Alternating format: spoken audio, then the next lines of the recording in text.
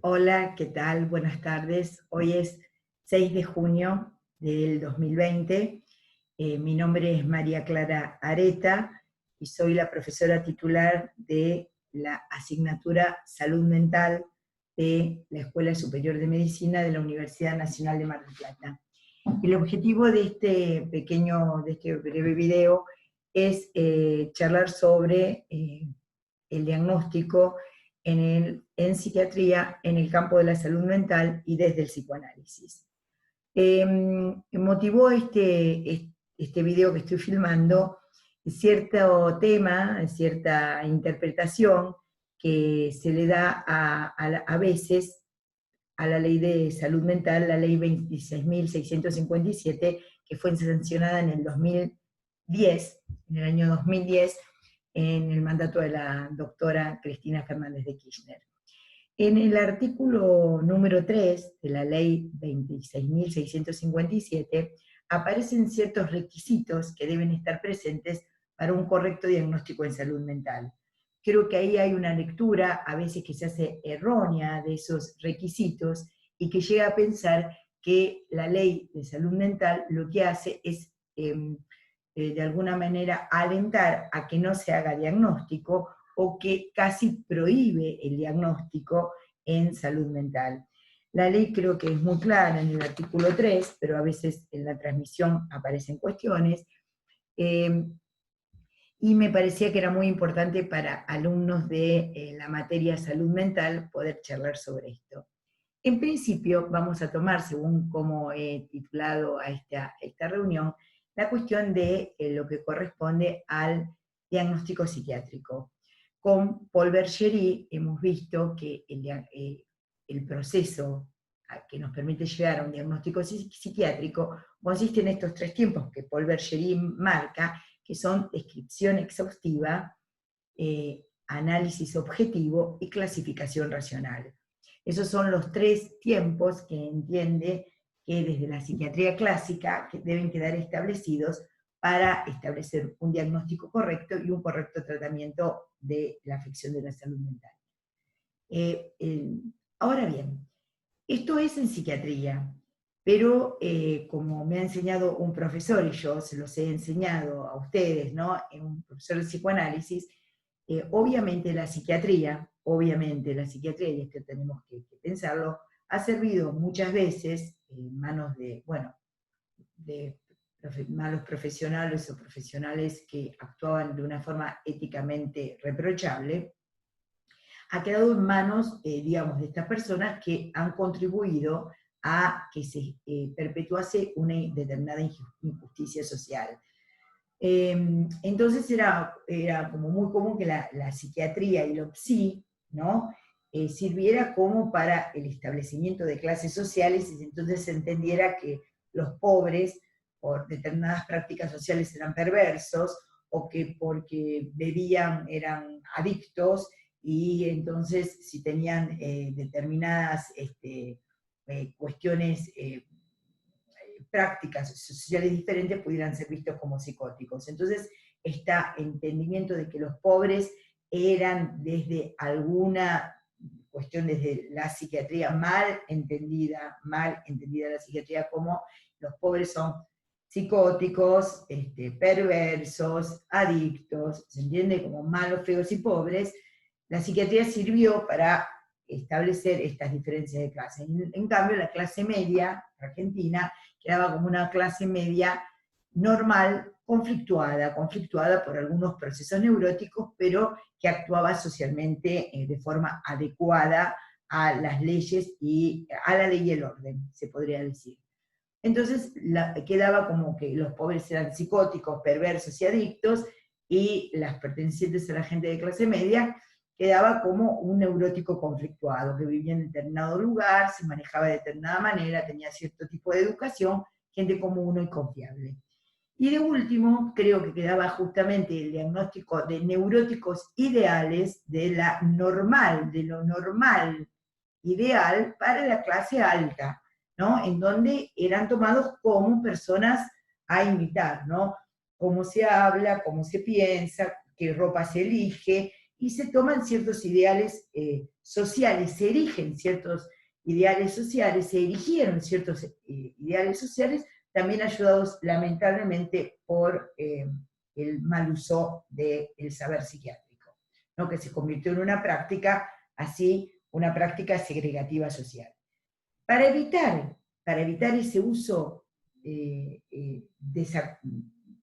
realmente perverso de la práctica de la psiquiatría, aparece la Ley de Salud Mental en la Argentina, la 26.657, que justamente pone coto a esa práctica particular de la psiquiatría, a esa práctica en donde, digamos, se produció un destrato de la persona y prácticamente se avasallaban todos sus derechos humanos como tal.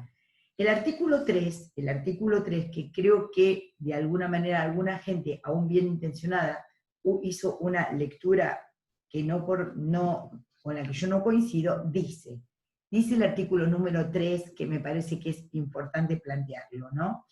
En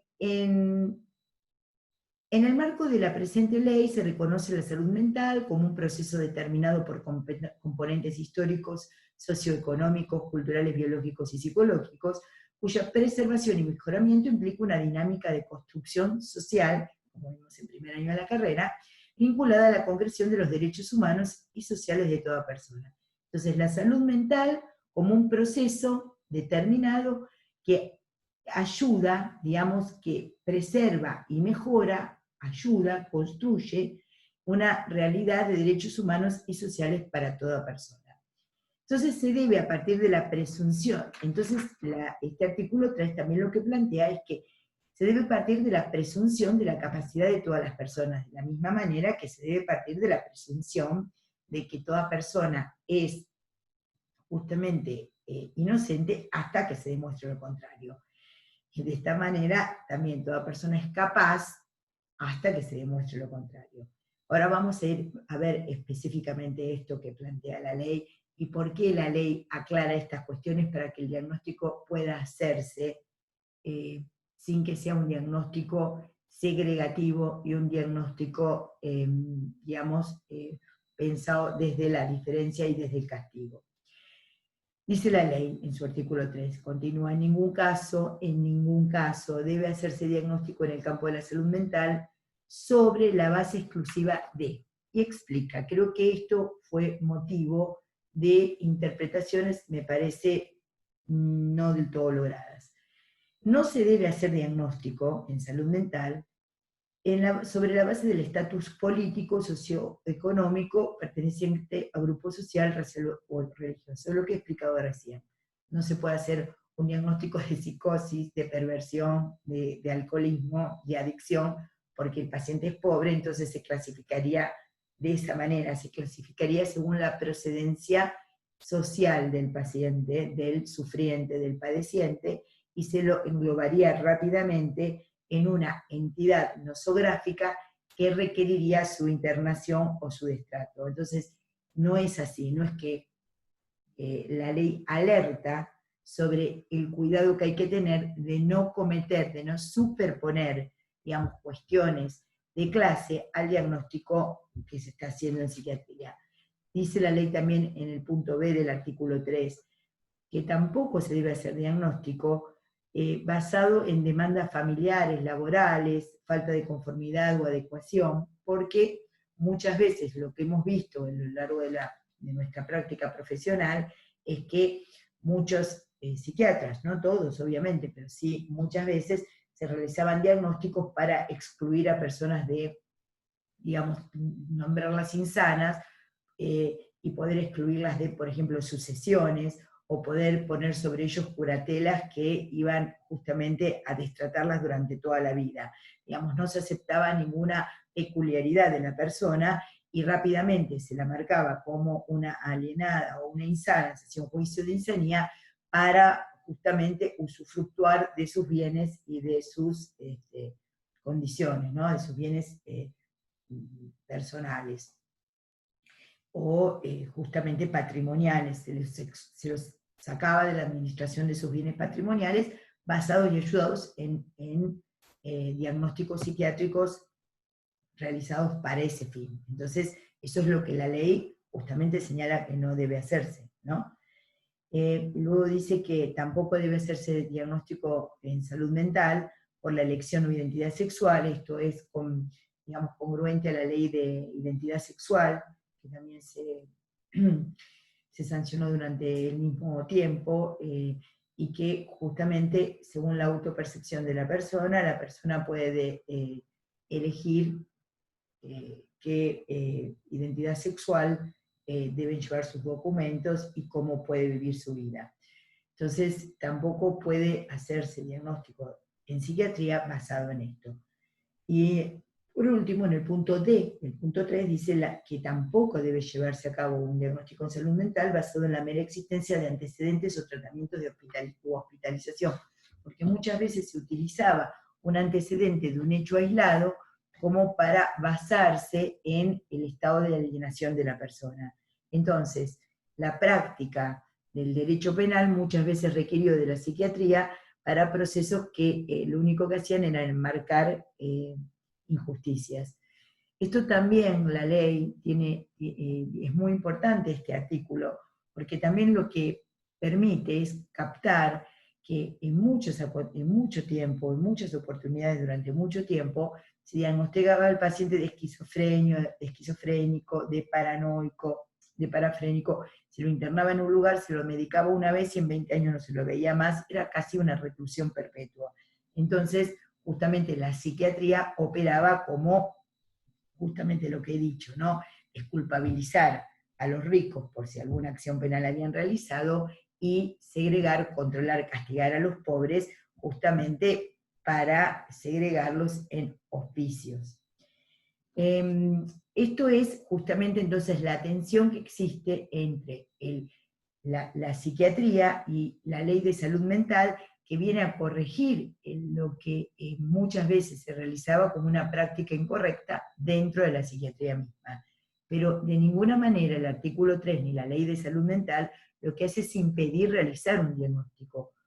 Como médicos y como médicas debemos realizar diagnósticos justamente basados en nuestro saber y en nuestra práctica, en nuestros saberes y nuestras prácticas, justamente pensando en la particularidad del paciente, en la particularidad del sufriente, y no por motivos que hacen que justamente se cometa un acto más de injusticia sobre ellos. También el título, lo que incluye, el título de este pequeño video, lo que incluye es la función del diagnóstico. Entonces vemos que para la función del diagnóstico en psiquiatría muchas veces, digamos, sirvió bien, Polverger lo plantea, como para describir exhaustivamente, clasificar objetivamente, analizar objetivamente, clasificar racionalmente y llegar a un diagnóstico. La salud mental viene a corregir los elementos de presión social, de castigar y controlar, que la psiquiatría tuvo con respecto a justamente plantear un plano de mucha desigualdad y de mucho dolor para muchas personas durante mucho tiempo. Y en el título aparece también la función del diagnóstico en psicoanálisis, porque la práctica del psicoanálisis es una práctica particular, pero hay que reconocer que muchos psicoanalistas hemos trabajado durante años en instituciones públicas, ya sea en hospitales monovalentes, en hospitales intersonales, regionales, en instituciones públicas, donde hemos practicado, digamos, el psicoanálisis en esas instituciones públicas, y muchos de estos psicoanalistas han participado en la construcción de la ley de salud mental, y lo que sí quiero plantear es que el diagnóstico justamente en psicoanálisis no se plantea como en la psiquiatría o en la salud mental, campo de la salud mental, que es justamente un campo, el de la salud mental, que es de amplitud, que es un campo en donde se propicia justamente la situación de pensar en una, pues, no en una desigualdad, sino justamente en pensar en una oportunidad, en que haya oportunidades, digamos, que estén jugadas para todos por igual. Entonces, la ley de salud mental intenta generar esta situación, esta oportunidad para todos, y el psicoanálisis justamente como práctica, lo que intenta mantener justamente es esta igualdad de oportunidades, pero también el gran derecho de la singularidad. El psicoanálisis lo que marca es la singularidad de cada sujeto, la oportunidad de su particularidad, de expresar su particularidad, su discurso, su deseo. Esta oposición, que podríamos entender desde antes como entender la posición del psicoanálisis como marcando una tensión entre un sujeto interno, casi se diría del instinto y lo social. El psicoanálisis hace un gran aporte justamente desde Freud con el concepto de pulsión, y en Lacan con el concepto de la pulsión puesta en marcha con el lazo social. Entonces entendemos al sujeto, digamos, en la sociedad, entendemos que el síntoma desde el psicoanálisis es un síntoma siempre social, que el inconsciente es político, y entendemos justamente que el sujeto es sujeto con otros y con el vínculo de los otros. Así que el psicoanálisis justamente lo que marca es que esta oportunidad de tener oportunidades de igualdad, digamos, dentro de los derechos humanos, nos permite también el psicoanálisis sostener nuestras diferencias, poder tener derecho a la diferencia, a la particularidad, a la singularidad de cada uno. Entonces acá vemos función del diagnóstico en psiquiatría, función del diagnóstico en salud mental y función del diagnóstico en psicoanálisis, porque gracias al diagnóstico, en donde el psicoanalista interviene en lo que es el diagnóstico, a diferencia de la psiquiatría y de la salud mental, interviene en lo que es el diagnóstico porque la transferencia juega un rol fundamental para poder establecer el diagnóstico, que se hace a posteriori y se hace también en relación a la dirección de la cura.